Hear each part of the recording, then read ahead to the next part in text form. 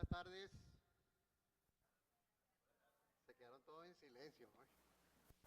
Bueno, en nombre del Grupo de Relaciones Industriales Venezuela, le damos la más cordial bienvenida para nuestro foro del mes de junio 2025.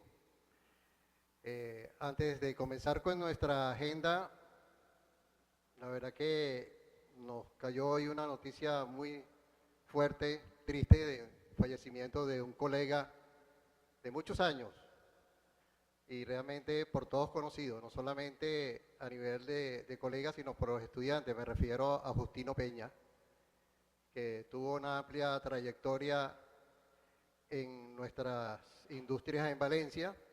Recuerdo que estuvo en Formoto, estuvo en Paveca, en Ford tuvo 8 años, en Paveca tuvo 15 años, en 3M Manufacturera también estuvo trabajando.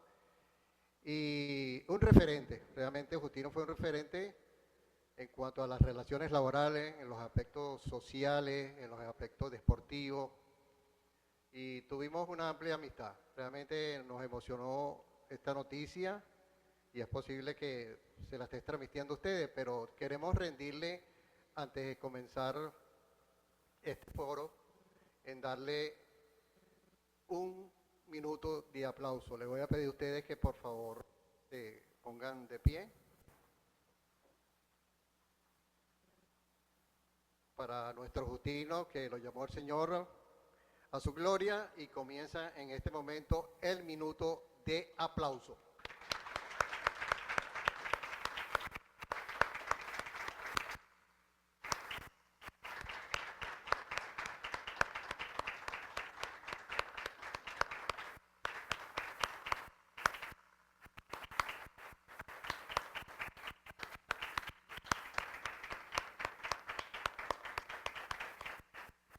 Ha finalizado el minuto de aplauso.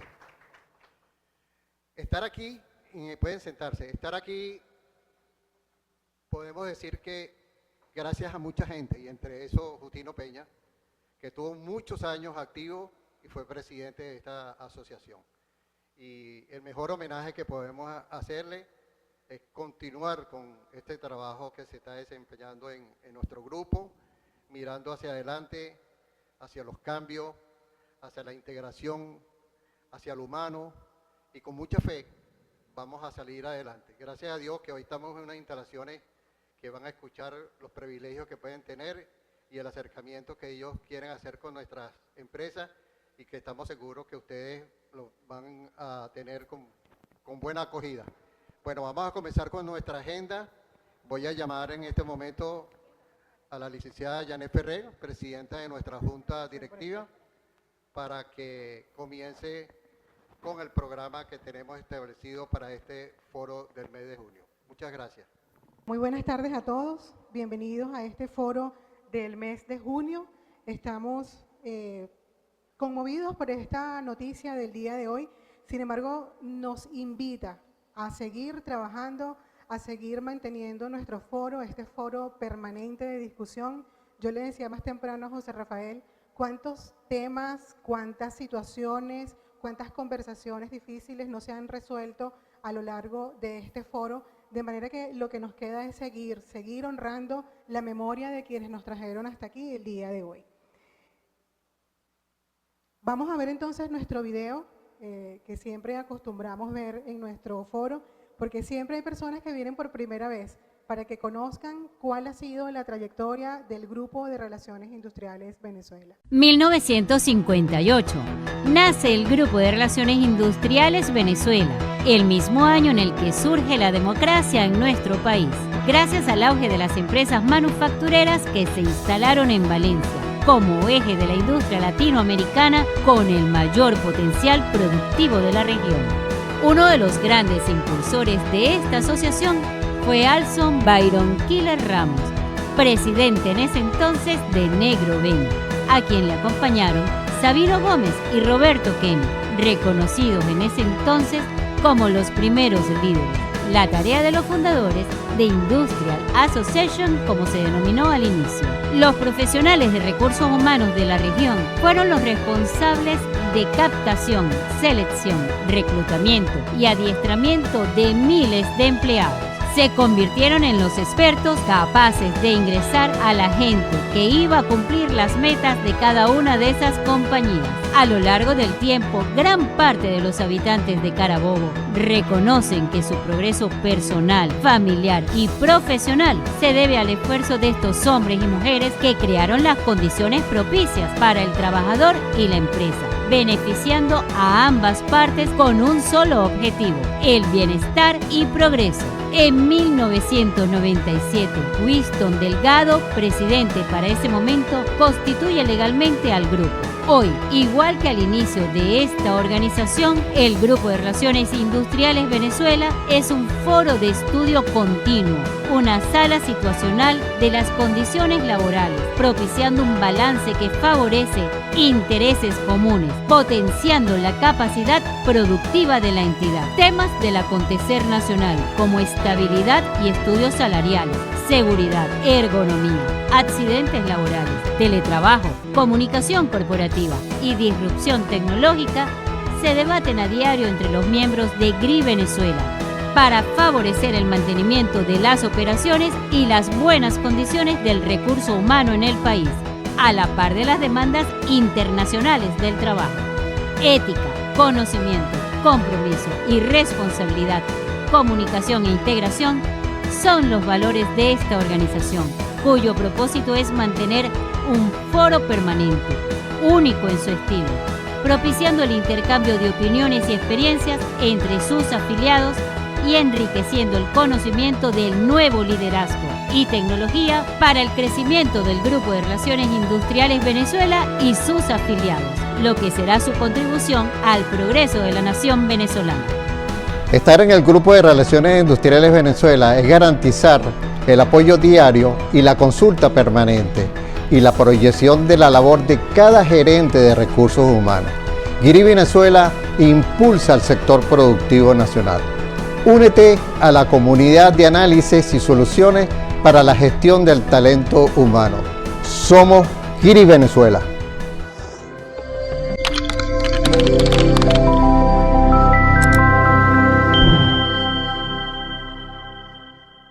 Agradecemos a todas las personas que se conectan vía Zoom a partir de este momento y pues saludamos la presencia también de todos ustedes acá, estudiantes de la Escuela de Relaciones Industriales. Tenemos aquí a una expresidente también de GRI Venezuela, Ilse Ortega, y saludamos pues también a las personas que por primera vez vienen al foro el día de hoy.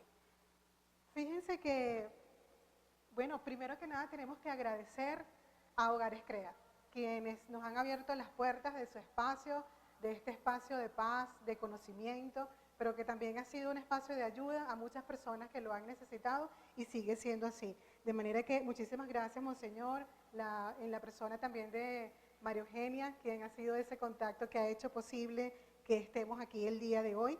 Y el foro de hoy lo vamos a comenzar precisamente con nuestro anfitrión, que en este caso pues va a ser Monseñor José Jiménez, presidente de Hogares Crea.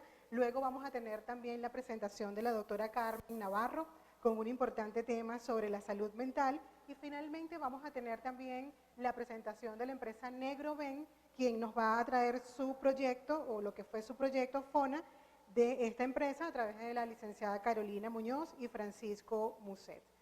El día 24 de junio fuimos invitados por la gente de Chamos Recreación a la hacienda La Chamaquera, en Barrera. Es un espacio bastante accesible, bien cercano a la ciudad de Valencia, y tuvimos la oportunidad de conocer sus instalaciones, ampliamente pues recomendadas para todas aquellas actividades que ustedes en sus organizaciones quisieran hacer. Y bueno, estamos trabajando también con esas alianzas, de manera que si usted va y dice vengo de GRI Venezuela, pues seguramente va a tener un cariñito allí de parte de la gente de Chamos y de esa empresa de recreación. Seguimos trabajando en el registro como organización no gubernamental. Hemos tenido el apoyo del escritorio Landáez para hacer toda la organización y la debida diligencia para realmente quedar registrados como una organización y pues darle continuidad a estos años que ya tenemos. Agradecemos también la transmisión en este foro por parte de la empresa Micro Presente, en la persona de su director general Raúl Story y su extraordinario equipo de trabajo. Fíjense que ya casi estamos para celebrar nuestro 67 aniversario. Y cuando hablamos de 67 años de ininterrumpida labor, aquí estamos hablando aproximadamente de 700 y un poquito más de foros mensuales que se han realizado, porque son 11 foros que se realizan en el año. Por 67 años, pues nos da como 733.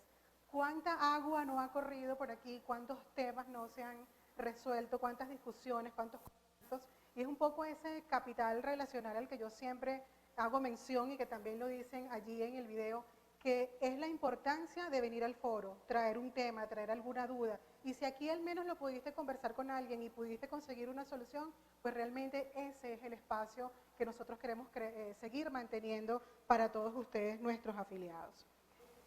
Como lo mencionaba a los anfitriones, en este caso, Monseñor Licenciado José Francisco Jiménez, quien nos hará la primera disertación.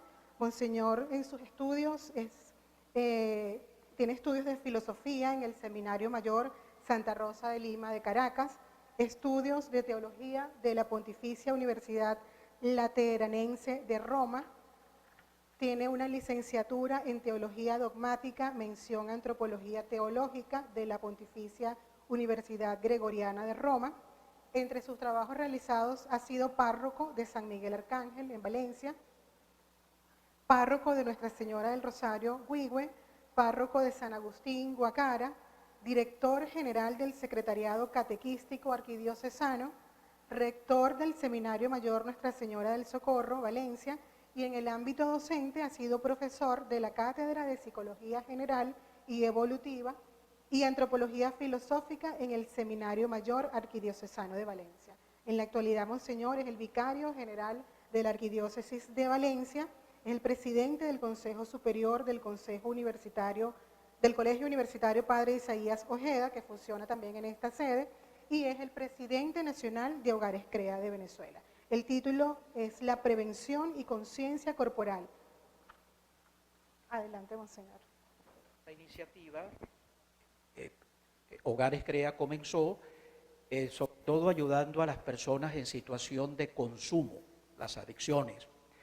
Ahora, por supuesto, las adicciones tienen un abanico mucho más amplio porque ya no es solo la adicción de sustancias, ahora hay la adicción de contenido, las pantallas, la ludoterapia, las relaciones codependientes, y todo eso es un mundo ahora, ¿verdad? Todos siguen esa misma secuencia de gratificación inmediata en el cerebro. Entonces es un mundo que, por supuesto, ha hecho que Hogares CREA también se actualice, no solo quedarnos solamente para ayudar a las personas y a las familias en situación de sustancias, sino también ayudar a las diferentes personas que están también en otras adicciones.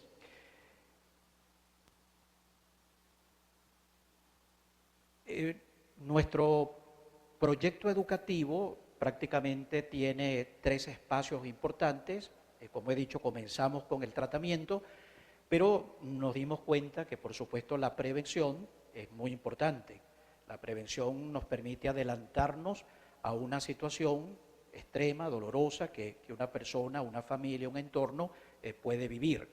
Pero también estamos en el ámbito de la investigación. Una institución que no investiga, por supuesto, se queda paralizada en el tiempo. Y entonces tenemos nuestro departamento de investigación que va, de acuerdo a los contextos que vamos viviendo, actualizándose en esta materia. Nuestra filosofía, nuestro proyecto educativo se encierra en este lema: educar para prevenir, reeducar para rescatar. Hacemos énfasis en la palabra educar. Educar es un término que viene del latín, y educar se puede decir educere en latín y educare, ¿no? Pero nosotros tomamos el significado educere, que significa sacar de adentro lo mejor. Eso es educación en latín. Eso es lo que llaman hoy la mejor versión. O sea que cuando una persona está en su mejor versión, ella debe sacar de adentro lo mejor. Y reeducar, porque todos necesitamos volver a pasar por sacar de adentro lo mejor que tenemos. Y entonces este lema encierra lo que nosotros hacemos. Hoy es el Día de la Prevención, que la Organización de Naciones Unidas propone desde hace muchos años. Cada año tienen un lema.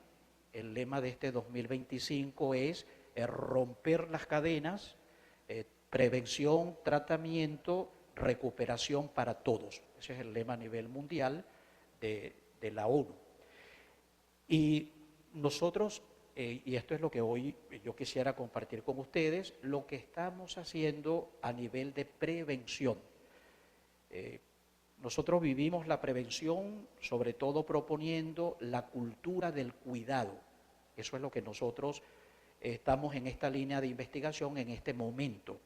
Cómo nosotros podemos promover una cultura del cuidado con un abordaje integral e integrador, porque estas son las 5 dimensiones del ser humano: biopsicosocial, también espiritual. Es algo muy bonito porque desde el año 1984 la Organización Mundial de la Salud también dijo que la parte espiritual es algo importante en el ser humano. No necesariamente la religión, pero sí lo espiritual, que es la capacidad que el ser humano tiene de abrirse, de trascender hacia la verdad, hacia el bien, hacia la unidad y hacia la belleza. Eso lo tenemos todo. La vida espiritual se concentra en eso. Por supuesto que la religión es una expresión de la espiritualidad y se retroalimentan mutuamente. Pero aquí estamos hablando desde el punto de vista espiritual y no puede faltar ahora la parte ambiental, ecológica, que es fundamental. Nosotros, esas 5 dimensiones son necesarias tenerlas en cuenta y ponemos integrador, porque esas 5 dimensiones que están allí no pueden ser divididas en compartimentos estancos como si fuera una biblioteca. La idea es que toda esa rueda de la vida nosotros podamos cuidarla. Y entonces, si hablamos de salud mental, como nos va a hablar la doctora Navarro, por supuesto no podemos separarlo del cuerpo, de las relaciones interpersonales, del ambiente y de los entornos. Somos un todo y por lo tanto tenemos que estar pendientes de esta realidad. ¿Qué quisiera o cuál es la reflexión que nosotros estamos proponiendo dentro de la cultura del cuidado? La palabra cuidado viene también del latín y es una palabra muy bonita porque en la etimología ha ido teniendo varios matices, ¿no? Pero en latín cuidado significa moverse proactivamente desde los afectos. Eso es algo muy bonito. El cuidado es una persona que se mueve de manera proactiva hacia adelante, pero desde los afectos, no solamente desde el intelecto. Es necesario cuidarnos, por eso hay una frase muy bonita: quien ama cuida y quien cuida ama. Esos 2 elementos tienen que estar juntos. Pero, ¿por qué estamos haciendo esto? ¿Por qué queremos nosotros aportar, por decirlo así, esa línea de investigación del cuidado integral, hacia una cultura del cuidado? Lo queremos hacer porque si estas son 5 dimensiones, la primera es la biológica, bio. Y la biológica tiene que ver sobre todo con el cuerpo. Entonces nosotros, la propuesta nuestra ahora es cómo cuidar la mente, la salud mental, cómo cuidar las relaciones interpersonales, el entorno donde nosotros nos movemos, teniendo en cuenta el cuidado del cuerpo. El cuerpo es una herramienta, digamos así, para ajustar la mente. El cuerpo, si cuidamos el cuerpo, cuidamos la mente y viceversa. Entonces, ¿cómo podemos nosotros hacer prevención, hoy en el Día de la Prevención, desde el cuerpo? Eso es lo que yo quisiera compartir con ustedes y lo que hemos venido realizando en nuestros colegios, en los centros de atención comunitaria que tenemos, en este colegio universitario, en los diferentes ambientes donde nos estamos moviendo. Por eso nuestros colegios en CREA, algunos creen que solo nos dedicamos solamente a la parte de la persona en consumo. Nosotros tenemos un proyecto educativo muy amplio, tenemos 4 colegios, este colegio universitario, ahorita estamos trabajando hacia la universidad, ¿verdad?, que va a llevar hacia una visión integral de la prevención, centros comunitarios, etcétera.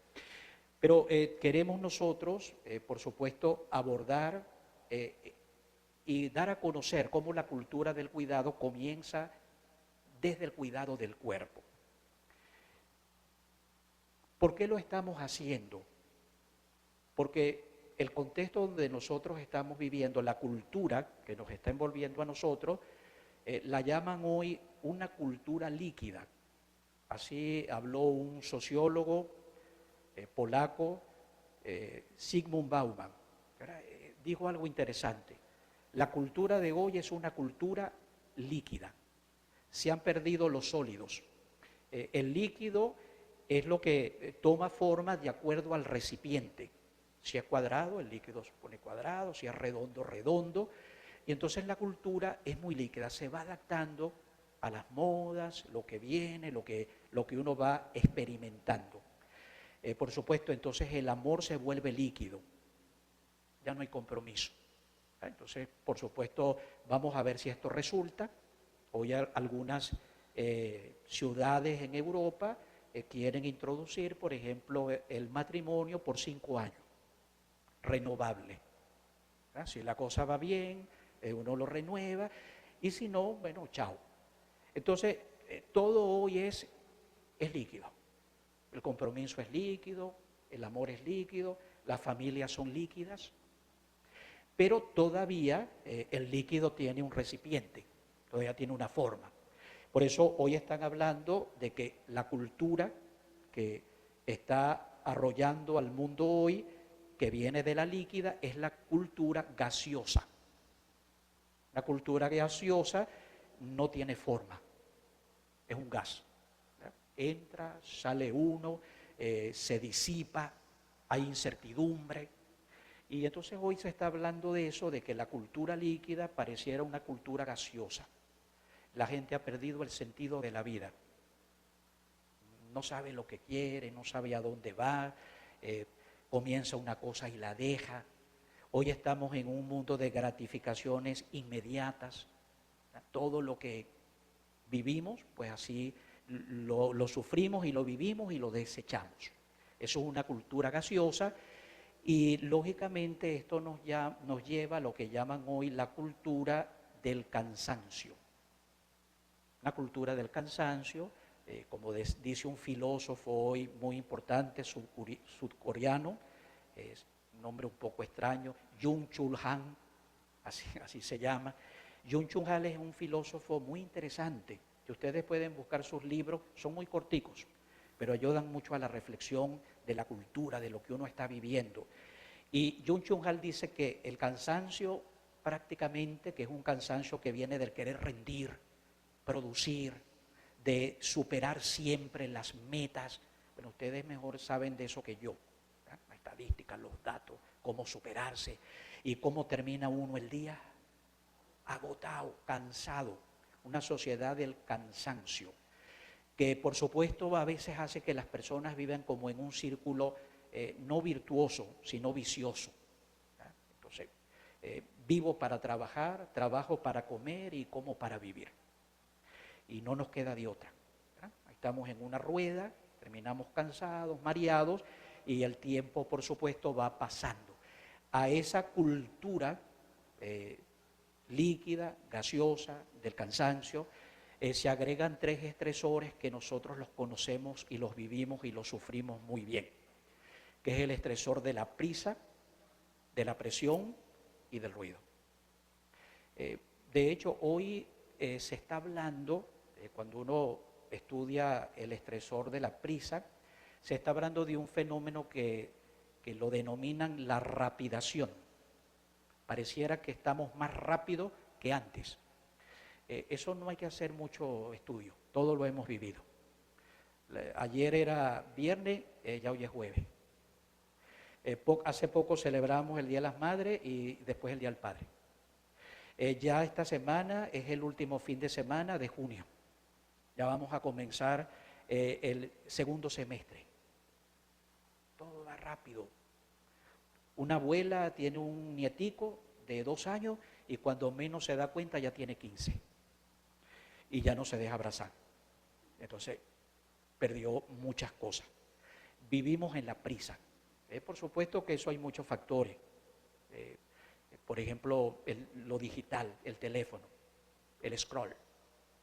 Con un dedo puedo pasar 2 horas, ¿verdad? Y si no me gusta Instagram, salto a Facebook. Y si no, es una aplicación que conseguí. Y ahora con la inteligencia artificial, una maravilla. Me aíslo, me meto, ¿verdad? Y ahora vivimos de evento en eventos, ahora hay más eventos. Entonces, vamos como demasiado acelerados. Eso, junto con la presión, que yo creo que no tengo que hablar mucho aquí, en Venezuela estamos presionados por todos lados. El dólar paralelo, el promedio, el que metieron preso, los que tenemos familia en Estados Unidos y el TPC. Todos estamos con presión, ¿verdad? Y como todos tenemos que comer, entonces si la bombona de gas no las llegan este mes y si no la buscamos el mes que viene estamos fritos. Porque si se va la luz no hay cocina eléctrica. Una presión continua, eso lo vivimos nosotros. Y no se diga del ruido. Uno se monta en una camionetica, un vallenato. Vamos a la Plaza Bolívar y entramos a una fuente de soda, una salsa. Llegas a tu casa y tienes un hijo adolescente. ¿Qué le gusta a los adolescentes? Un reggaetón y algo de eso. Entonces, el ruido nos está envolviendo. Por eso yo creo que encuentros como estos son muy importantes, porque ciertamente que ustedes vienen buscando información, se retroalimentan, las experiencias, pero qué bueno que el conocimiento de algo que yo veo que es positivo me pueda ayudar a mí en mi vida personal. Que ninguno de nosotros se vaya hoy como llegó, sino que nos llevemos algo, ¿verdad? Para ver qué podemos hacer. Y entonces el conocimiento se debe convertir en una introspección. Hay cosas que me tienen que ayudar a mí para regresar a mí. Y son estos encuentros. Vivimos a prisa, vivimos con ruido, los espacios no se nos dan.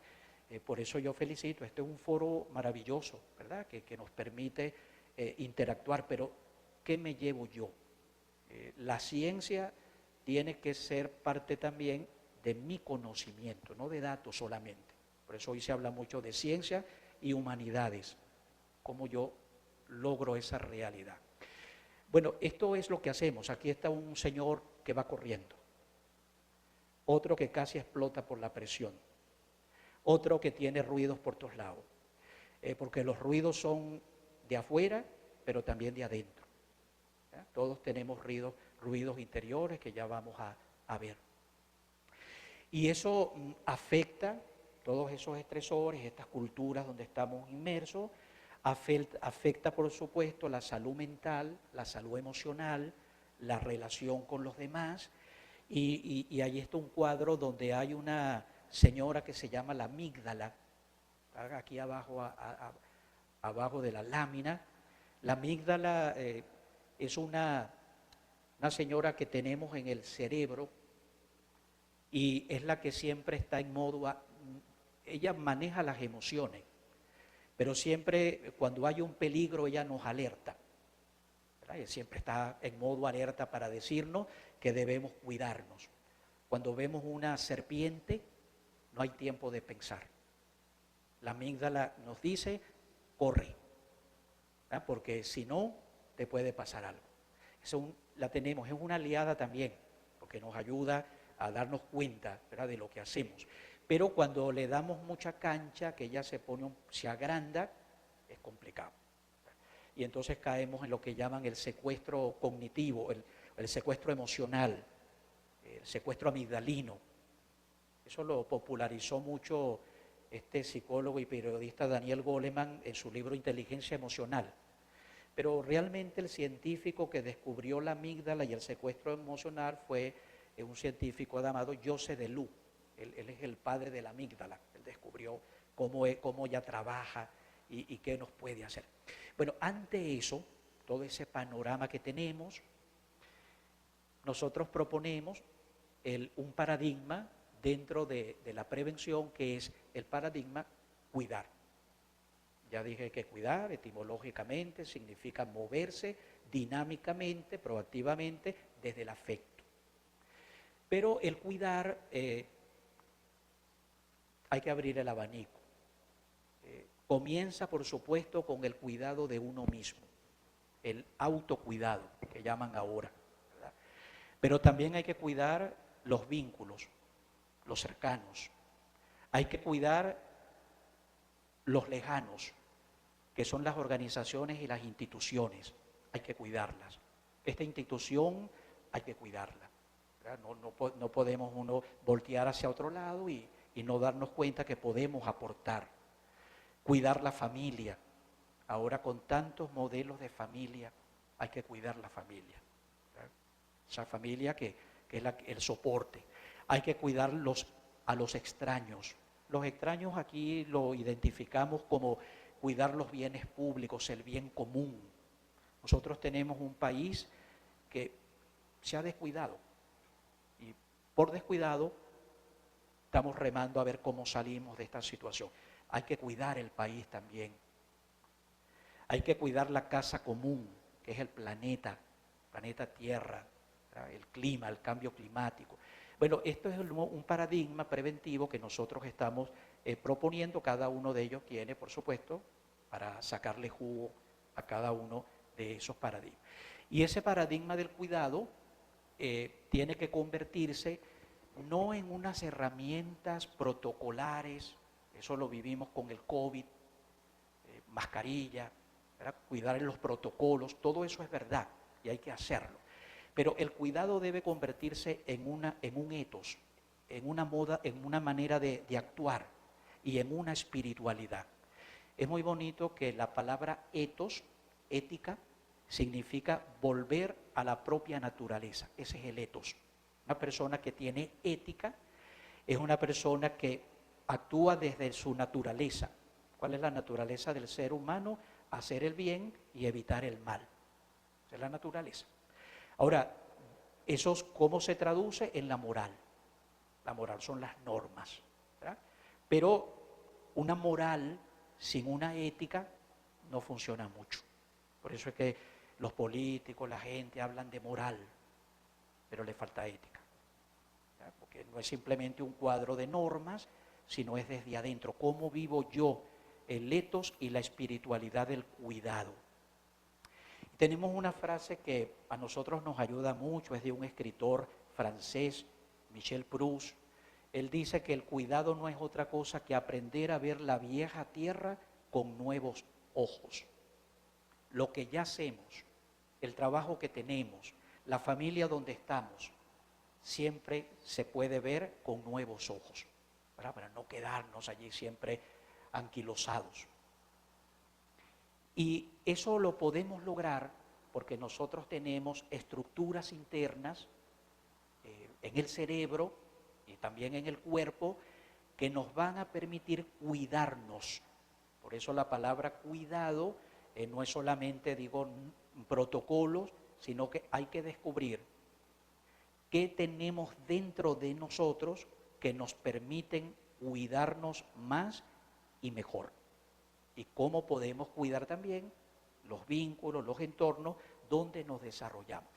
Bueno, Santiago Ramón y Cajal, que es considerado el padre moderno de la neurociencia, que trabajó con las neuronas, él dijo esta frase: toda persona, si se lo propone, puede ser escultor de su cerebro. Ahí la palabra clave es si se lo propone. Es decir, si decide queriendo. Porque a veces uno decide sin querer.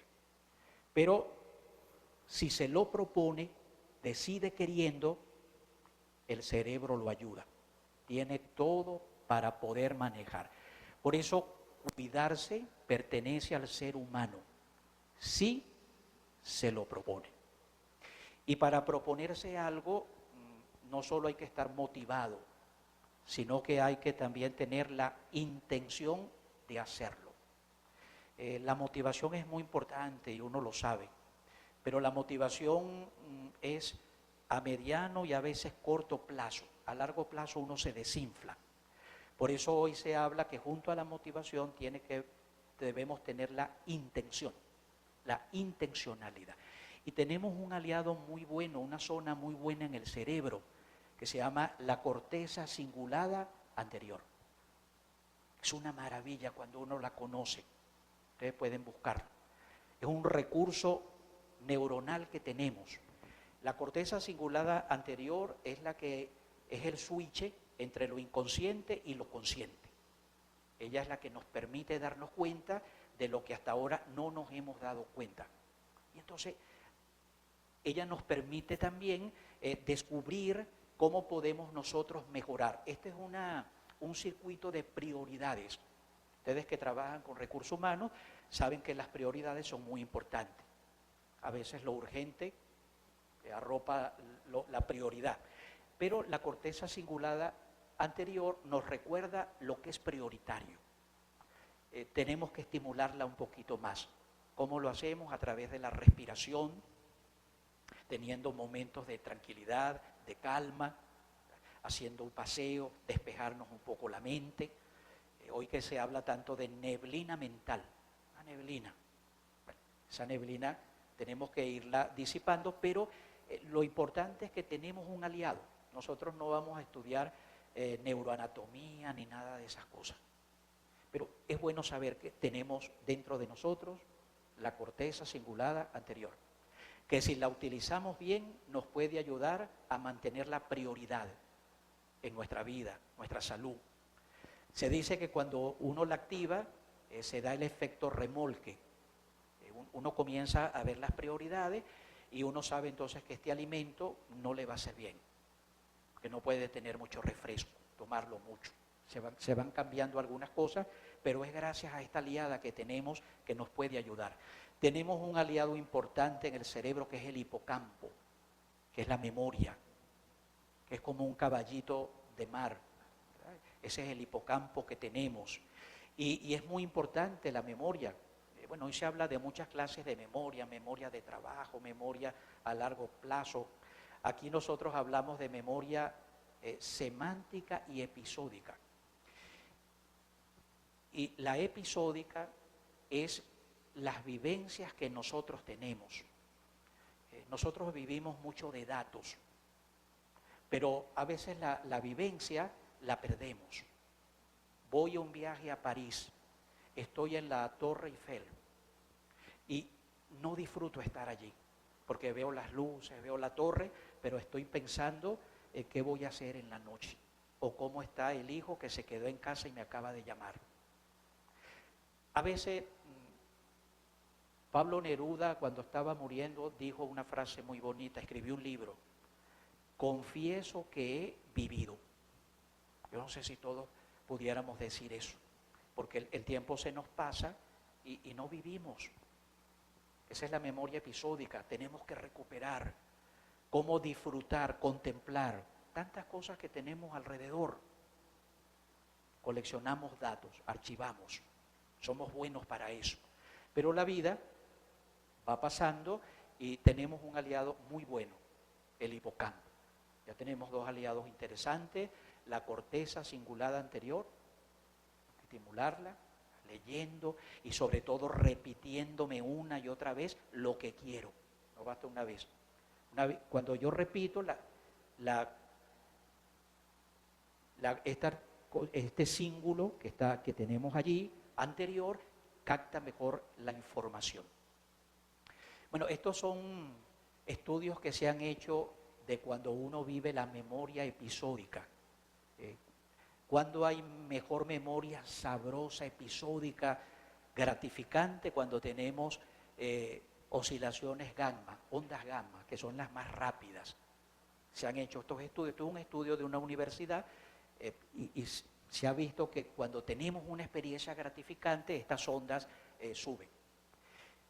Y hay que tener cuidado porque algo negativo son estudios, todo esto que voy a decir ahora son estudios que han hecho universidades, es la literatura científica, y se hizo, por ejemplo, este estudio, Shatter, que es el autor, de que debemos tener cuidado de lo que él llamó la amnesia por lo automático.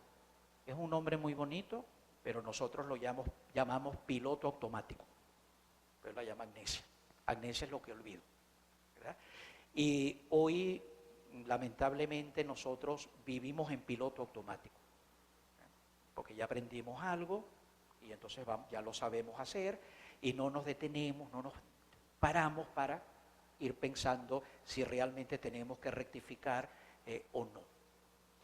Bueno, eso es un poco el contexto donde estamos, los aliados que tenemos dentro. Ahora, ¿cómo aprovechar el cuerpo para hacer también nosotros prevención? El cuerpo como aliado en la prevención, en nuestro cuidado. Eso es lo que llaman hoy la biofenomenología. No importa si no nos aprendemos ese nombre, ¿verdad? Es cómo aprovechar el cuerpo, ¿verdad? Cómo la conducta podemos desde el cuerpo vivirla y cómo el cuerpo se convierte en fuente de sabiduría. Por eso hay que tener una lectura sapiencial y simbólica del cuerpo. Volver a ti no es solo pensarte, es habitarte. Nosotros vivimos siempre en el mundo de las ideas, planificando, organizando, y nos olvidamos de habitar. Habitar es un sitio seguro, tranquilo, apacible, así tendría que ser también nuestra vida. Y eso es lo que dice la Sagrada Escritura, la poesía, el arte, la filosofía. Si hay algo en común que tienen esta ciencia, es esa frase que está ahí. Vuelve a ti, pero habítate, no solamente desde el pensamiento.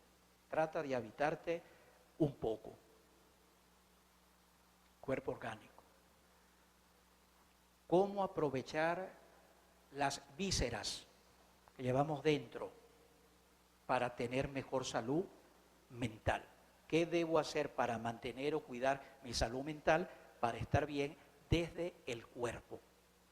Y estos son experimentos, repito, literatura científica del laboratorio de las universidades. Este es un punto importante. El cuerpo sabe lo que la mente aún no se ha dado cuenta. Antes de hacer consciente una emoción, el cuerpo ya lo sabe.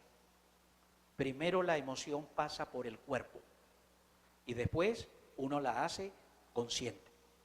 Aquí pudiéramos hablar mucho de una zona que se llama el hipotálamo, tiene mucho que ver allí, pero no nos detenemos en eso. Lo más importante es que si yo pudiera identificar en mi cuerpo las emociones, ganaría la partida.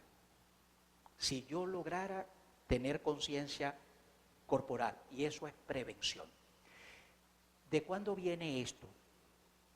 Esta científica, Sarah Garfinkel, escribió un artículo en una revista científica, Science, que es muy importante en neurociencia, y ella, de sus estudios, ella dijo, hasta ahora tenemos 5 sentidos, olfato, gusto, tacto, todos los que conocemos.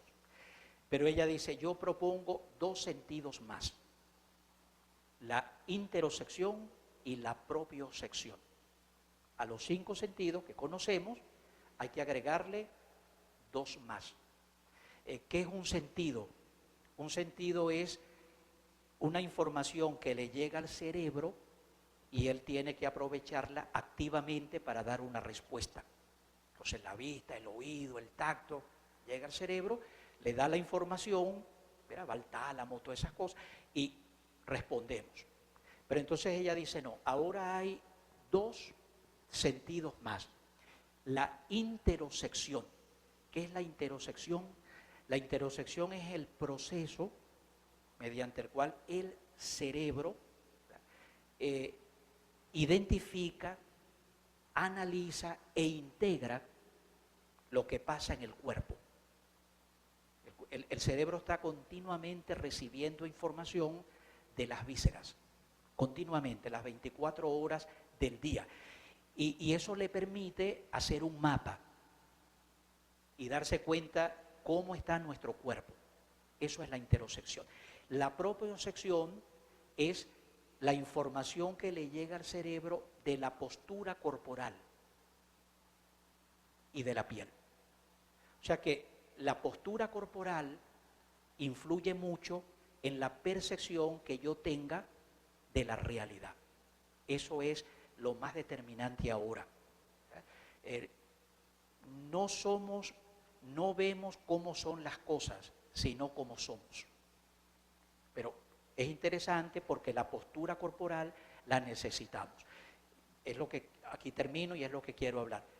¿Cómo se da el proceso de la interocepción, la prospección? También dentro de nosotros tenemos aliados. Este es el nervio vago. El nervio vago no es que sea vago porque no hace nada. Es vago porque es muy extenso, ¿verdad? Desde el cuello hasta las vísceras. Entonces el nervio vago es el que informa al cerebro cómo están los riñones, los pulmones, el corazón, la vejiga. Eso es una información continua, aunque no nos demos cuenta, y gracias a Dios que no nos damos cuenta. Imagínense si uno se diera cuenta de cómo trabaja el pulmón forzado, la vejiga cuando tiene que ir al baño. No. Nosotros nos damos cuenta después, pero mientras tanto el nervio vago nos ayuda. Y tenemos otro aliado que es la corteza somatosensorial, que es como un diadema, un cintillo que tenemos aquí. Eso es muy importante porque ahí se coordina el movimiento del cuerpo, en la corteza somatosensorial. Todo eso, la ínsula. ¿Para llegar a qué? Porque ya me queda poco tiempo.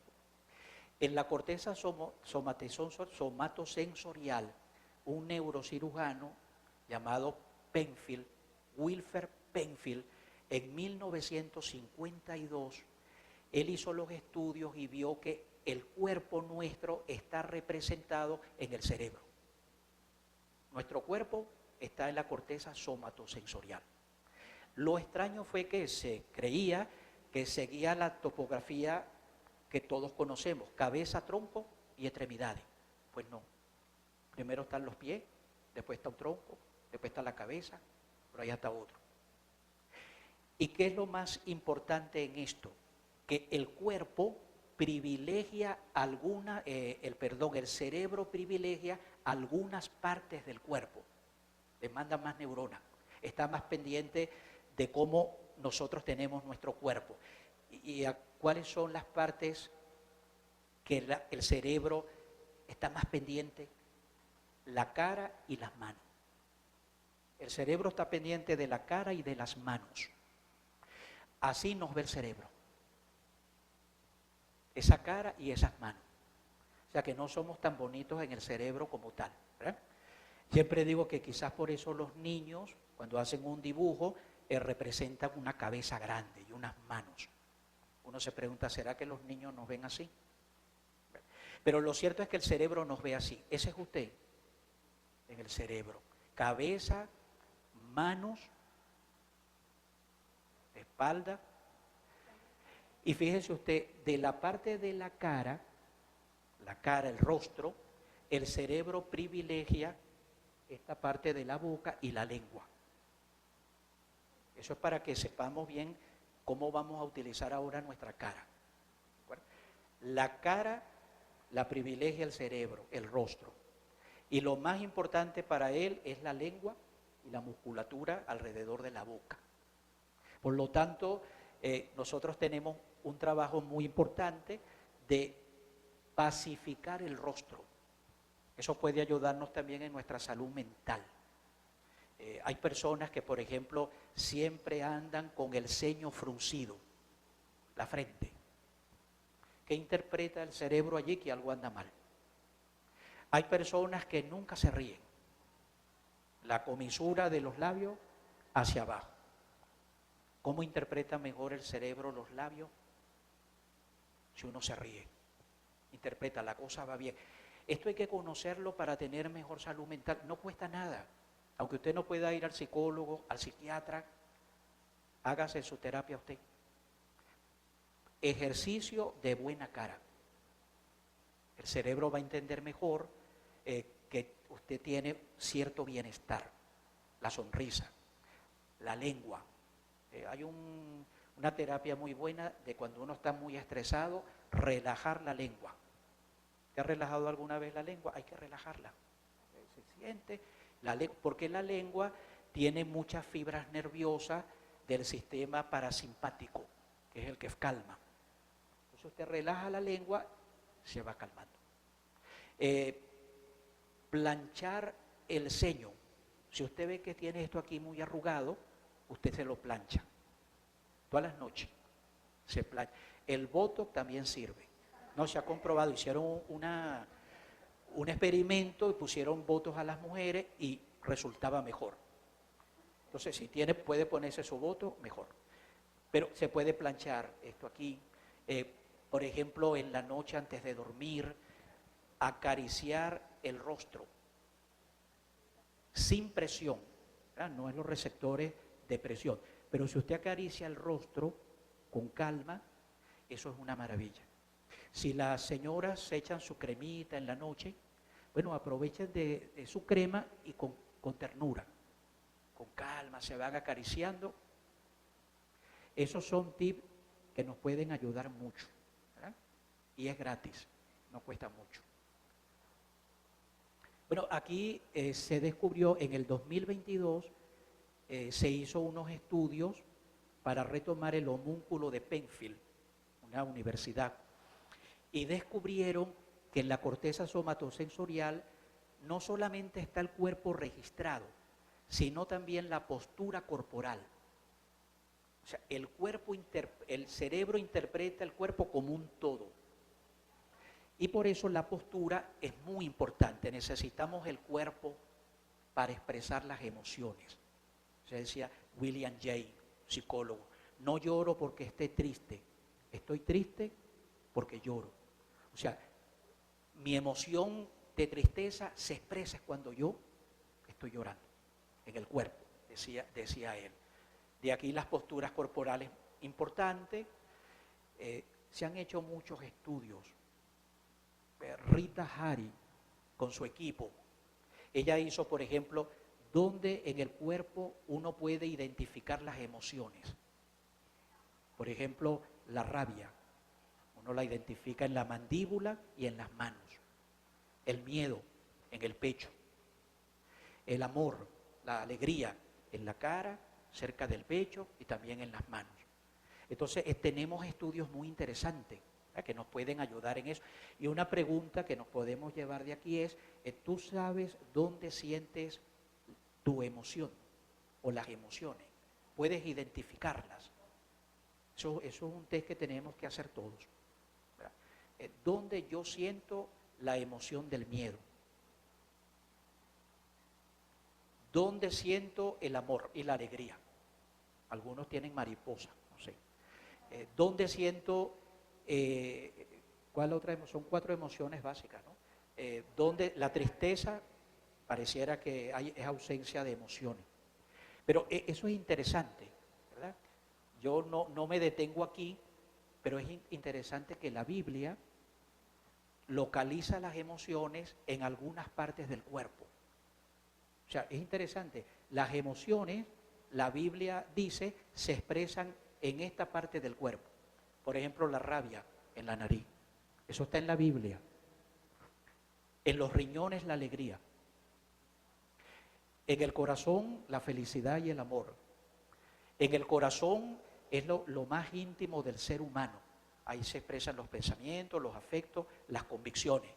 Y ese es el hígado, que está lleno de hiel. Parece que está bravo, pero esta es la amargura. Se expresa en el hígado. Qué bonito, la Biblia habla de la respiración. Dios le dio la vida a Adán respirando. Por eso la respiración es importante. Y hoy se está descubriendo que la respiración es necesaria para lo que tenemos. Ahí hay algunos mapas para uno identificar dónde está su emoción. En internet se consigue. ¿Ya? Si yo quiero hacer ese trabajito, yo lo busco y ahí lo encuentro. Bueno, como no nos da mucho tiempo ya, pero sería interesante saber cómo la emoción sincroniza los cuerpos, el corazón. Ahora, nuestros cerebros, aunque no nos demos cuenta, si usted no se ha dormido, estamos sincronizados. ¿Verdad? Si está dormido, no. Los corazones, si hay algo que le llamó la atención, nuestros corazones de alguna manera se sincronizan también. Eso es muy importante. Hasta ahora se han estudiado solamente 3 ejes de las vísceras. El corazón, el intestino y la respiración. Esos son estudios ya científicos. Aquí hay algo muy bonito porque, no lo voy a decir, pero cómo es la sincronización en las parejas, con los hijos y con los amigos. Eso es un estudio que se hizo en un laboratorio. ¿Y cuál parte del cuerpo interviene más en las relaciones que tenemos? La mejor es, por supuesto, la de los hijos. Una relación allí importante. Aunque eso es ínsula, ¿verdad? Mi hijo forma parte de mí. Por eso una mamá con un hijo lo da todo, porque forma parte de ella. Aquí un experimento en la Universidad de Tokio, muy bonito, porque el cerebro tiene circuitos para los rostros. Estamos comiendo en una mesa y hay un circuito que identifica quién es mi papá, quién es mi mamá y quién es mi hijo en el cerebro. Por eso están esas neuronas allí identificando. Es muy bonito porque se ha descubierto que hay una neurona de las abuelas. Para el cerebro, las abuelas tienen un sitio especial. Se ha descubierto allí. Por eso las abuelas tienen que sentirse contentísimas. Pero hay en el cerebro una parte de las abuelas. Interesante. Y diferentes posturas del cuerpo. El cuerpo privilegia el movimiento. Por eso el sedentarismo no es bueno. Está más que cacareado, tenemos que caminar. Fíjense este experimento que se hizo que se llama retroalimentación facial, que es la sonrisa nos ayuda a percibir mejor la realidad. Cuando uno sonríe, uno percibe mejor al otro y a la realidad. La retroalimentación facial, la sonrisa nos hace más alegre. Este es interesante porque es la posición, la postura del cuerpo, cómo influye en el sistema endocrino, ¿verdad? En el cortisol, la testosterona. Una postura del cuerpo influye en las hormonas. Si yo regulo mi postura corporal, puedo regular también algunas hormonas. Eso es interesante. La postura encorvada. La postura encorvada se hizo un experimento y no ayuda a la salud mental. La memoria se acorta y hay mayor sesgo negativo. Uno no logra captar todo lo positivo. El que viva siempre así encorvado, eso es un reto hoy por el celular. La postura del celular, ¿verdad? Sin darnos cuenta, es inclinada. ¿Qué estamos nosotros promoviendo en nuestra salud mental? Desde la postura del encorvamiento. Por eso hoy se dice que la mejor postura que el cerebro interpreta bien es la postura base. Base con B pequeña, ¿verdad? La postura base, la B es vertical. A es un cuerpo abierto. La S es simétrico, no tiene un hombro más bajo que otro. Y la E es estable. Esa es la postura base que el cerebro reconoce y nos ayuda. Y que nos ayuda a corregir la postura encorvada, que por supuesto no es buena para nosotros. El estar acostados, cuando uno tiene mucha rumiación interior, mucho parloteo, y se acuesta, aumenta la divagación mental. O sea que cuando uno tenga un bombardeo de pensamientos, no es bueno estar acostado. Hay que levantarse. Porque acostado te da mayor angustia y rumiación, ¿verdad? El diálogo interior, todo lo que se activa. Por eso una mente divagante es una mente infeliz, una mente que está dando vueltas todo el tiempo, nunca aterriza. No hay felicidad en ella. Dormir. Los estudios dicen que la mejor postura del cuerpo para dormir es la lateral, porque se limpia el cerebro, que el sistema linfático, no solo linfático, sino linfático, que limpia el cerebro. La incongruencia, estos son estudios que se han hecho con mujeres sobre todo que tienen poca identificación con el cuerpo, se le colocaba unos sensores y cada vez que ellas se encorvaban, perdían la postura, se les corregía. Y entonces aquí están los resultados, lo que ellas lograban, ¿verdad?, al tener una postura más erguida. Estas son técnicas, autores, cómo podemos nosotros hoy aprovechar la meditación, todo este mundo importante. Bueno, esto creo que basta para lo que queremos decir, que hay que aprovechar el cuerpo, es un aliado. El amor promueve la salud física y corporal. Ese fue el último estudio que hizo la Universidad de Harvard. Es el estudio más largo, el estudio longitudinal más largo, tiene 86 años, viene de generación en generación. Y acaban de sacar un libro, ojalá que usted lo pueda leer, que son los resultados de esa investigación. Se llama Una buena vida. Ahí están los estudios que dicen que el amor cuenta, la familia cuenta, los vínculos cuentan, la amistad cuenta desde el punto de vista científico, no simplemente ideal o romántico. Bueno. Y termino recomendándole este libro también de este neurocientífico, puede buscarlo en internet, se llama Álvaro Pascual León, un libro que él ha escrito que se llama El cerebro que cura. Y esos son los pilares para mantener al cerebro y al cuerpo sano. Interesante que el último eslabón es el propósito de vida. Cuando una persona tiene un propósito de vida, la salud la tiene a flor de piel. Tenemos al señor José Jiménez Rodríguez por su excelente ponencia, nos ha dejado impresionados a todos, muy meditabundos, y vamos a reflexionar con todo lo que él nos ha dicho. Espero que cada uno se haya llevado una semillita y por lo menos comience practicando desde la postura y el masaje en su frente. Estamos en estos momentos haciéndole el reconocimiento por su participación con nuestro botón símbolo de haber estado aquí en el foro.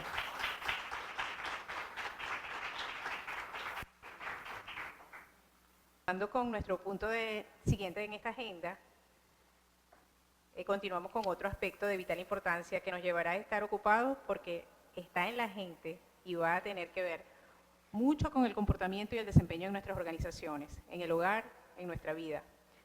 Paso a presentar quien nos desarrollará este interesante tema, que es la doctora Carmen Navarro Trujillo.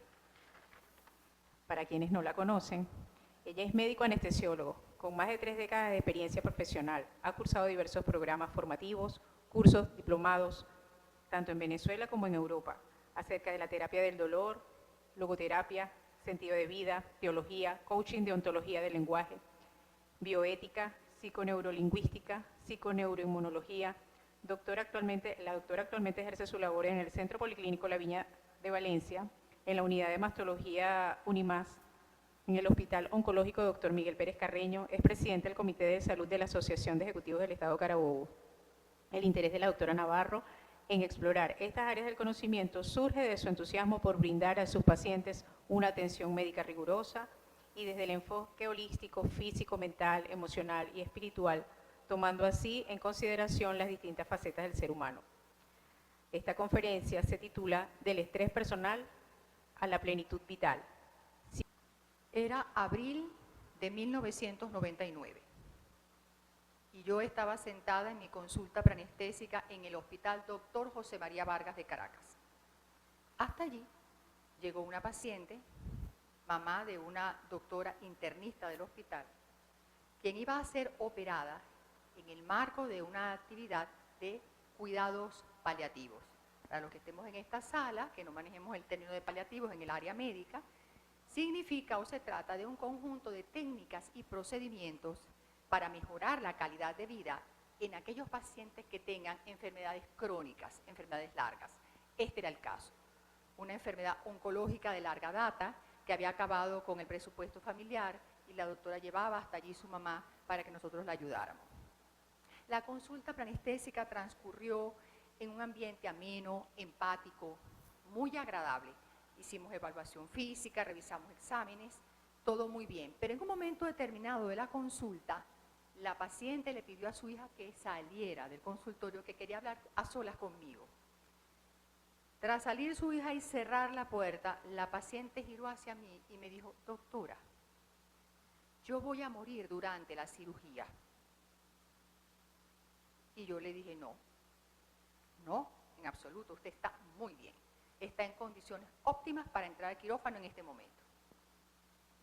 Ella me miró con más seguridad y me dijo: mire, doctora, yo voy a morir durante la cirugía. Esa es la primera vez que a mí me sucedía algo así. Me sorprendió. Y en lugar de romper el hilo comunicacional con la paciente, la empatía y desvivirme en explicaciones, le decidí hablar de mí. Y le dije: mire, yo soy una especialista muy joven. Todavía no entiendo la muerte. Es más, me es antipática la muerte, no me gusta la muerte. Yo le voy a pedir el favor, por favor, no muera en mi quirófano. Por favor, no muera en mi quirófano, se lo voy a pedir. La paciente me miró atentamente y con una mirada de mucha comprensión y me dijo: está bien, doctora, yo no voy a morir en su quirófano, voy a morir después.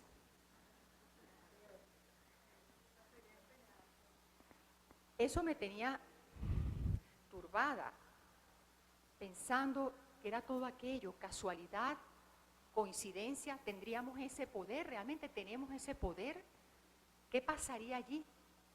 Y estando en esa cavilación coincidí con nuestro gran maestro Jacinto Convit, el doctor Jacinto Convit, quien era el jefe de servicio de biomedicina del Hospital Vargas de Caracas, un hombre muy mayor para ese momento, pero con una sapiencia extraordinaria.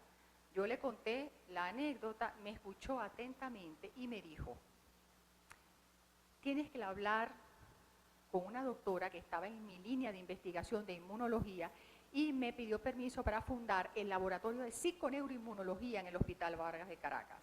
Se trata de la doctora Marianela Castés. A partir de ese momento comencé lecturas, a profundizar, a integrar mis conocimientos, a abrirme a una visión más holística del ser humano. Y aquel encuentro con esa paciente cambió no solamente mi manera de ver la medicina, sino mi manera de hacer medicina. Al cabo de varios días, es inteligente, es inteligencia natural.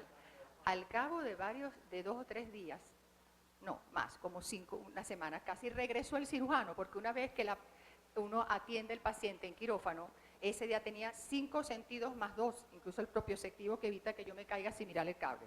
Este es el propioceptivo del cual habló el monseñor.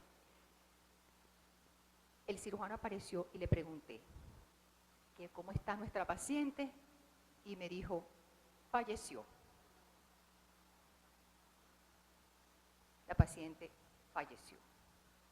A los 3 días, la paciente falleció en la UCI. Nosotros la llevamos a la UCI, no porque lo necesitara, sino porque no había pacientes allí, el lugar estaba muy limpio, tenía aire acondicionado muy fresco y la atención era 24 horas y era la mamá de una colega que estaba en una situación económica crítica.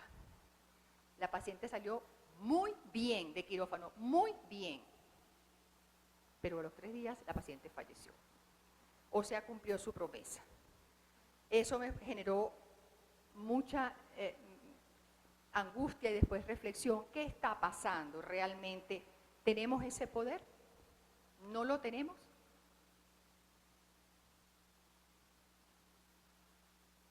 ¿Qué es la psiconeuroinmunología?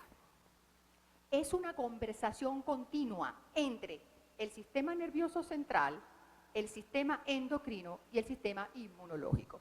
¿Cómo se comunica el cuerpo? Facilito, con sustancias y corriente eléctrica. Así se comunica el cuerpo. Si es el sistema nervioso central, son neurotransmisores. Si es el sistema endocrino, son las hormonas. Si es el sistema inmunológico, son las citoquinas. El sistema inmunológico es el sistema más importante a la hora de la producción de la enfermedad. Es el sistema que nos protege, que protege nuestra vida. Tenemos cuerpos altamente inteligentes. El sistema inmunológico se organiza como si fuera un ejército. Es una organización castrense cerrada. Hay Ministerio de Defensa, División de Inteligencia Militar, Oficina de Contrainteligencia. Están los laboratorios de producción de armas químicas, vacunas y medicamentos. Hay un sistema secreto, cerrado, donde solo pueden circular los contingentes militares. El sistema linfático, los glóbulos blancos, que es la estrella principal del sistema blanco, linfa, que es blanco, el sistema linfático, son de muchas categorías. El más importante es el linfocito T. El linfocito T es el que genera la respuesta inmunológica, es el comandante en jefe. Todos miran, ¿vamos a actuar o no vamos a actuar? ¿Por qué él es más importante que todo el mundo? Porque es capaz de reconocer 100.000 enemigos él solo, memoria de 100.000 enemigos. No lo aprendimos en 9 meses de embarazo. Hemos caminado, hemos venido en franca evolución. Porque, y aquí voy desde mi área espiritual de manera atrevida hacia la ciencia, Dios no nos hace la tarea. Nos da todo, pero no nos hace la tarea, porque si nos hace la tarea, no tenemos estas células inteligentes. No somos esta corporidad que somos. Sistema linfático. Tiene ganglios, que son alcabalas, fuertes militares. Tiene ministerio de infraestructura. Tiene escenarios de batalla. Tiene centinelas vigilando permanentemente. Está en todas las estructuras del cuerpo. El cerebro no tiene receptores para el dolor, no nos duele el cerebro. Nosotros los anestesiólogos lo sabemos. Cuando dormimos un paciente, suprimimos químicamente la conciencia.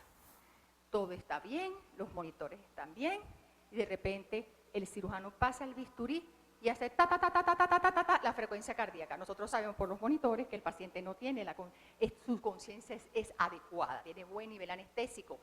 Pero el cuerpo está diciendo, ese tipo, mira, me duele. Ese bisturí me duele. Y nos tenemos que levantar, activar con mayor dosis las bombas de narcóticos que actúan en los receptores periféricos que están en la médula y en el resto del cuerpo. No tiene el cerebro receptores para dolor, pero tiene célula de defensa. Tiene sistema inmunológico. Yo no voy a esperar que aquellos reaccionen allá abajo y se pongan... No. Yo tengo la microglía. De una vez empezamos a atacar y después esperamos la ayuda. Así es inmensamente inteligente. Tiene una célula que es un contingente especial, lo llaman asesino natural, natural killer por sus siglas en inglés. Es increíble. Él cuando ve una célula cancerígena, hace un fenómeno de apoptosis celular, o sea, autoliquidación. La célula cancerígena es una célula atípica, es una célula que sale de la norma regular de formación de un tejido. Es decir, es una irreverente.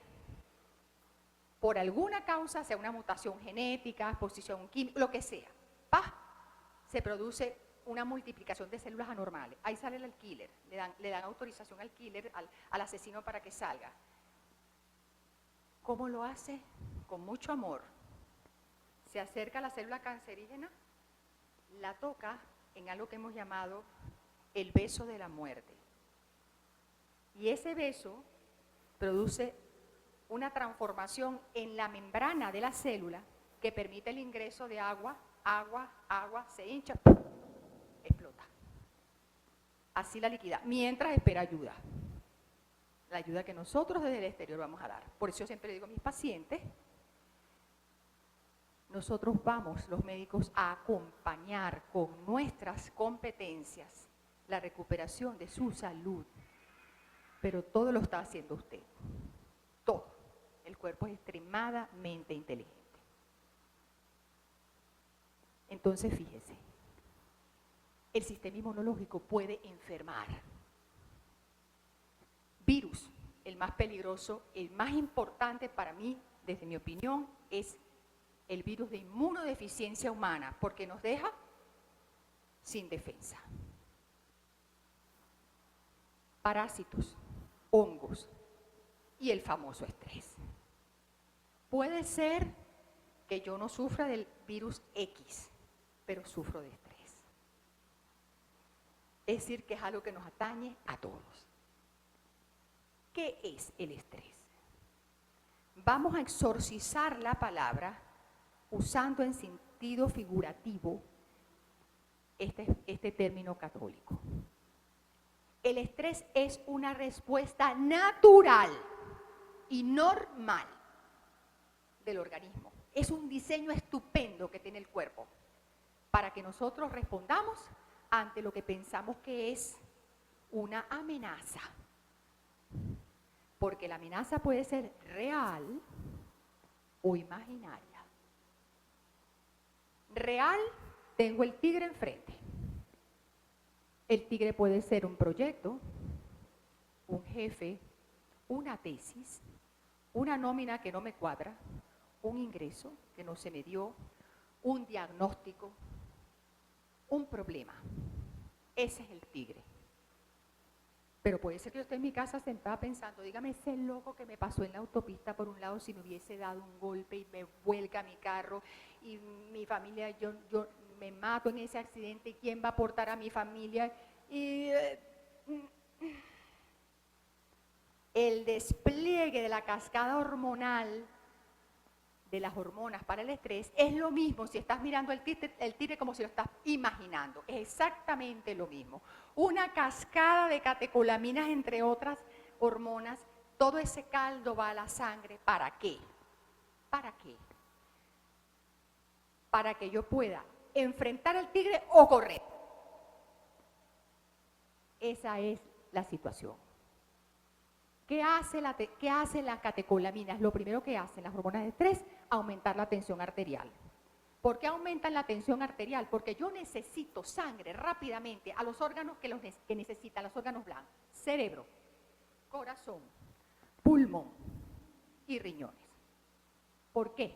Porque tiene que fluir rápidamente oxígeno y nutrientes al cerebro para yo saber qué voy a hacer, si voy a enfrentar al tigre o voy a correr. Entonces, sube la tensión y pongo azúcar en la sangre. ¿Por qué azúcar en la sangre?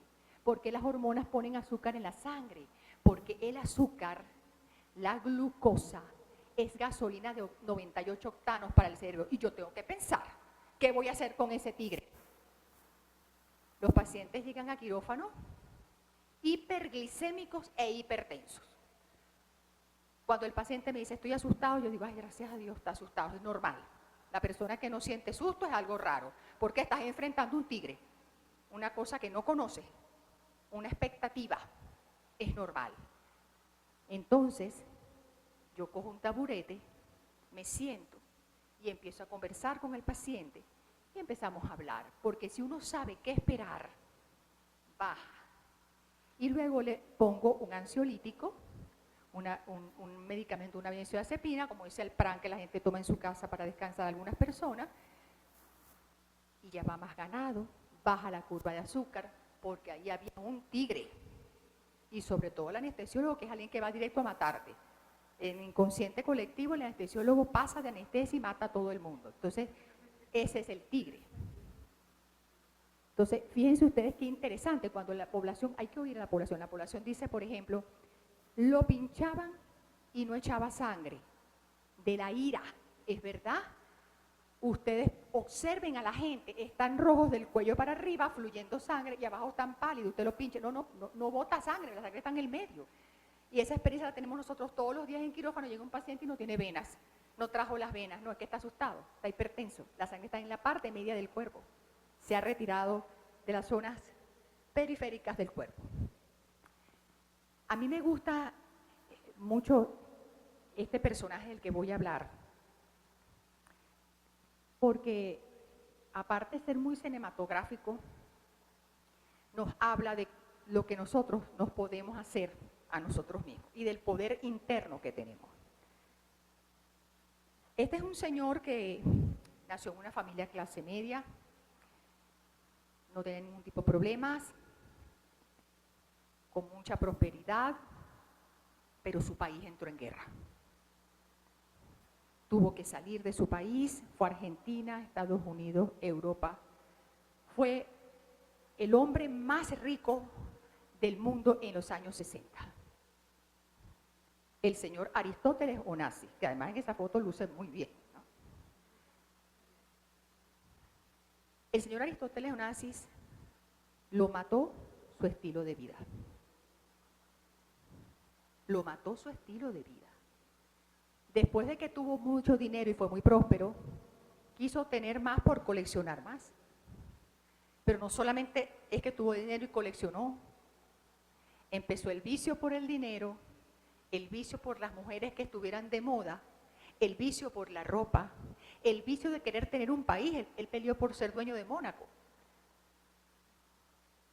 Se excedió, se sometió altamente a estrés, desgastó hasta que se produjo una enfermedad autoinmune.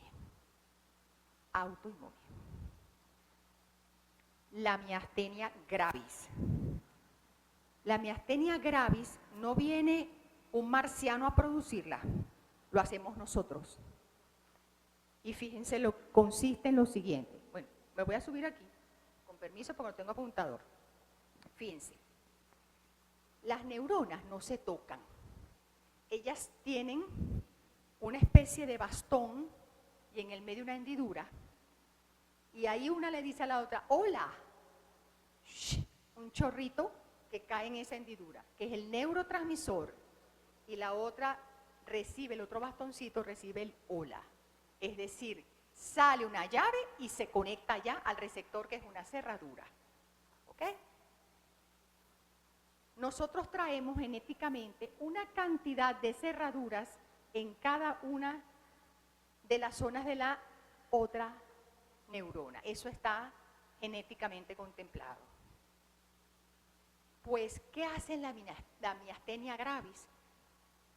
Van disminuyendo los receptores, borrándose. Se borran completamente.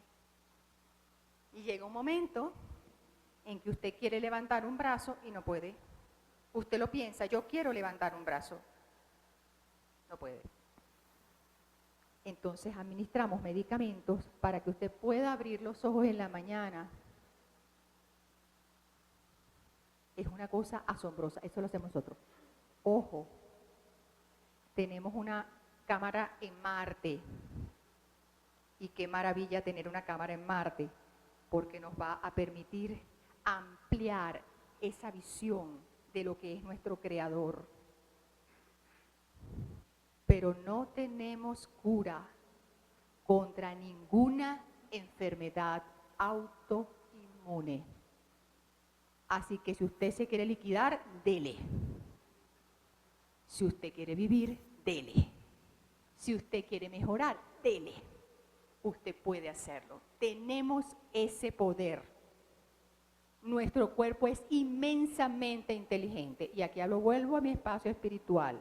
No puedo entrar en la ciencia sin pasar por Dios. No puedo. Porque me asombro.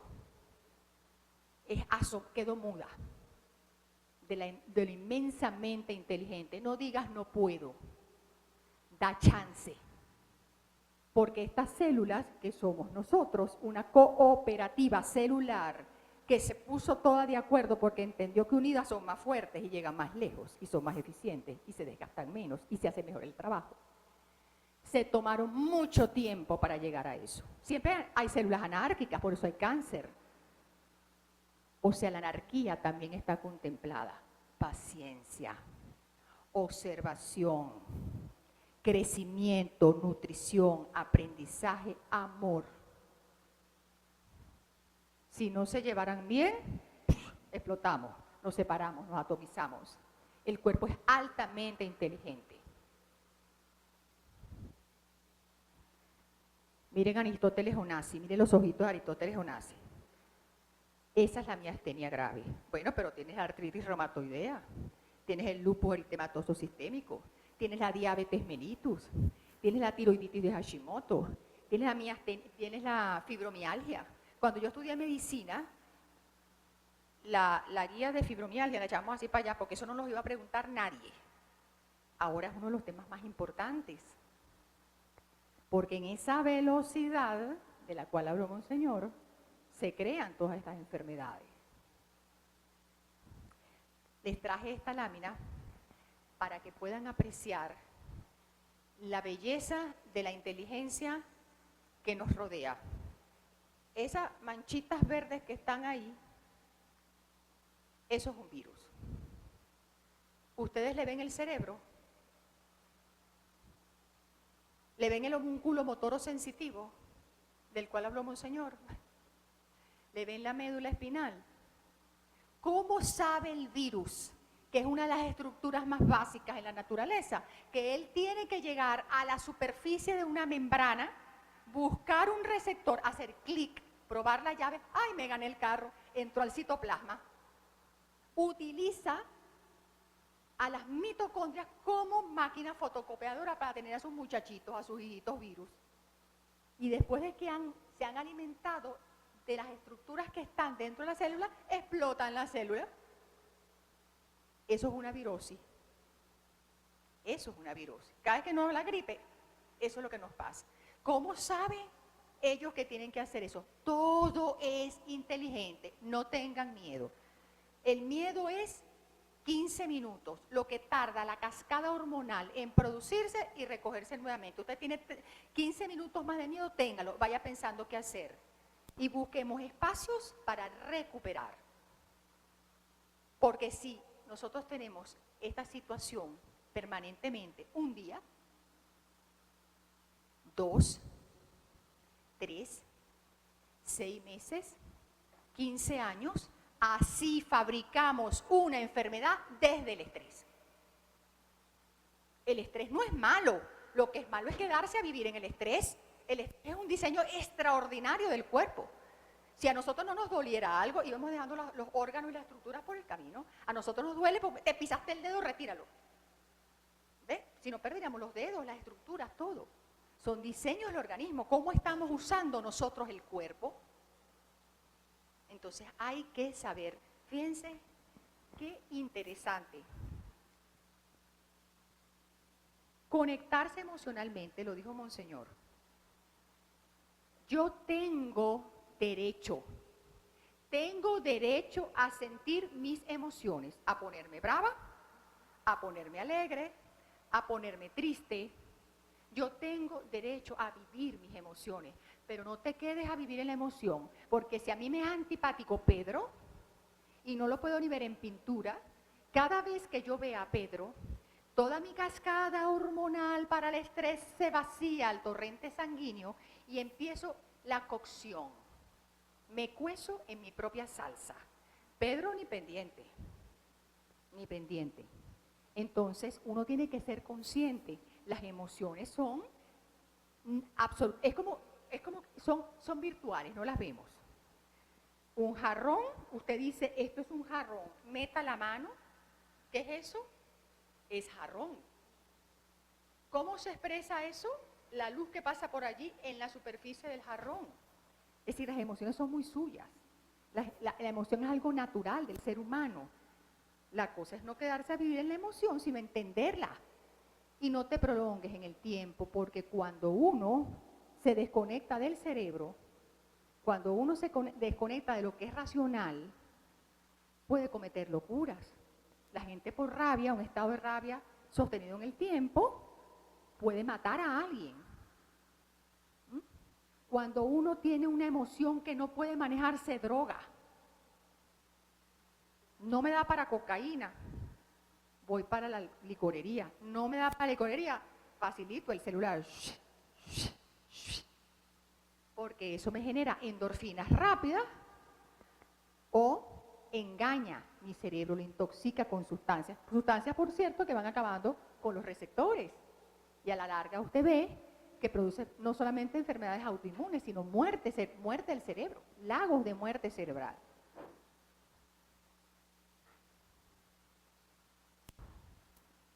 ¿Qué es la plenitud vital? Es conseguir, más allá de lo material, un sentido de vida.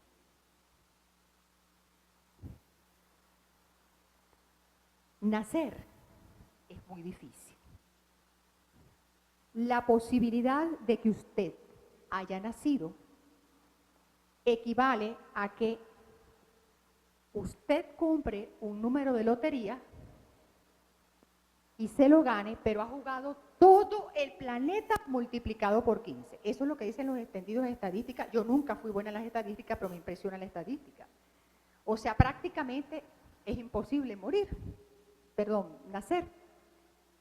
Es más, nacer un ser humano, la posibilidad es 1 en 400 billones.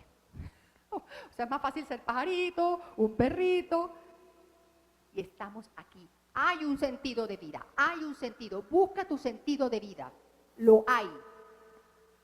Un individuo que nace, una persona que nace y vive 6 horas, 15 días, 12 años, tuvo un sentido de vida, tuvo visión. Es que se murió y tengo un angelito, sí, pero y tuvo una misión, pasó por aquí. Porque pareciera, vuelvo a mi espacio espiritual, que estos son maravillosos trajes de astronauta que Dios nos ha puesto para que estemos caminando en el planeta Tierra. Entonces hay que respetar esa creación. Hay que alabar a Dios por este inmenso regalo que es nuestro cuerpo y que aún estamos por conocer. Cuando yo me gradué de médico, hace 30 y tantos años, no había esa alaraca que hay con las neuronas en el intestino. O sea, que tenemos una cápsula en Marte, pero estamos descubriendo que hay neuronas en el intestino que son además totalmente independientes de las que salen del cerebro. Por esa razón, les comento esto. Cuando mis pacientes están dormidos, esto es una confesión, pero bueno, como ya lo dijeron, ya un cirujano lo dijo en un auditorio sin saber que yo estaba presente de cómo me revelas este dato, ya salió a la luz pública. Cuando yo estoy en mi quirófano, en silencio, como trabajo tanto con pacientes oncológicos, cuando están dormidos ponemos un campito así, que nos separa del cirujano. Yo me siento en el taburete y empiezo a darle mensajes positivos al paciente en el oído. Hay algunos que miran así y no dicen nada. A otros piensan que estoy loca. Pero lo que pasa es que, como anestesiólogo, suprimo un poco la conciencia del paciente para que no esté presente en ese momento en la cirugía. Y el inconsciente y la multiinteligencia que somos,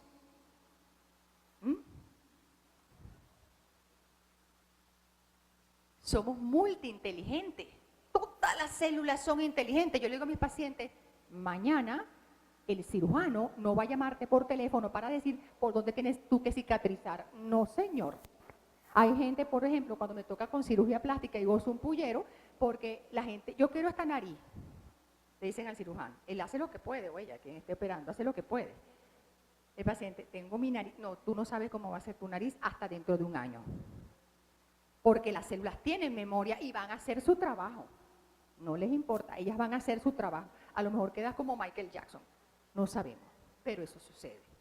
El cuerpo es tremendamente inteligente y va a tratar de reparar, de reponer, de hacer lo que necesitamos para circular en el planeta.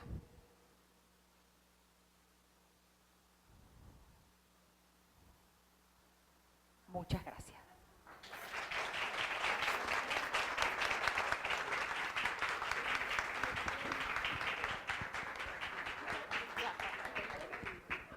Ya va. quiero que ustedes observen, vamos a observar porque somos, fíjate, el cuerpo humano es el cuerpo humano que ya es súper inteligente. Imagínate lo que es la sociedad. Seamos siempre muy positivos. Por muy negra que veamos las cosas, tengan fe. Tengan fe. Una vez, Wilmer Rafael Hernández nos invitó para hacer una charla promocional de una actividad de salud de la Asociación de Ejecutivos. Yo presido el Comité de Salud. Me echaron esa broma y él nos dio espacio. Y me pregunta, doctora, ¿cuál es el órgano más importante para usted? Esa respuesta estaba cantada porque como soy anestesiólogo, prácticamente chuleteada. Yo tenía que decir el cerebro. Y yo dije, la fe. La fe. Se vive por fe, se muere por fe. La fe. Esa es una fuerza invisible, brutal.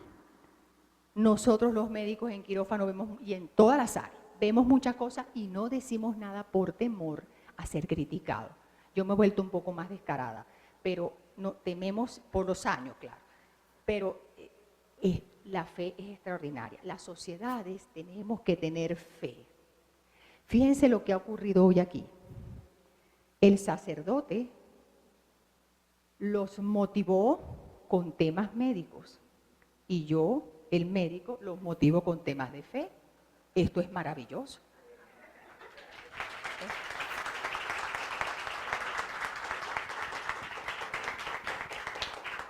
Yo me sentí en una clase de neuroanatomía y me dio una alegría enorme.